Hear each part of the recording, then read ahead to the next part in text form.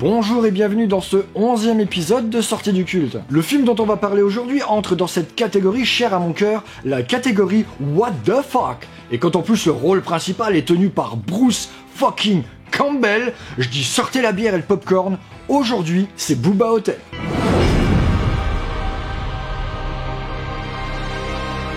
Booba Hotep est une comédie horrifique sortie en 2002. Putain, 20 ans.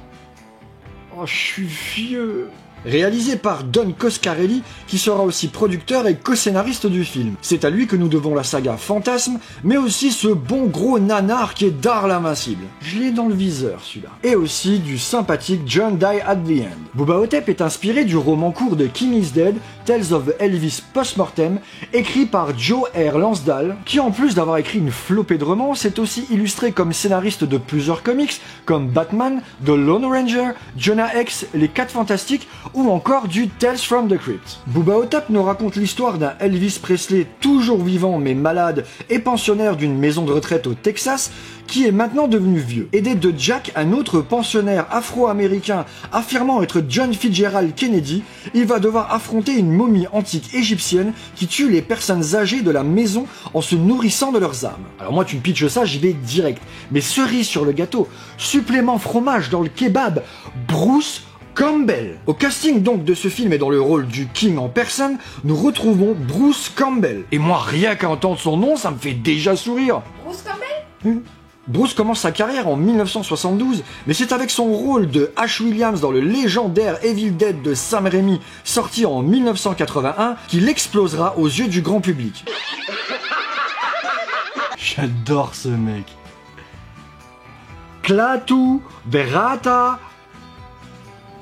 Sa carrière se tournera surtout dans des séries. En 2007, il obtiendra un des rôles principaux de la série Burn Notice et fera quelques caméos, notamment dans les 3 Spider-Man de Sam Raimi. Et je vous en ai déjà parlé dans un autre épisode, mais j'adore son caméo dans Waxwork 2. On retrouvera également au casting Ossie Davis dans le rôle de John Fitzgerald Kennedy.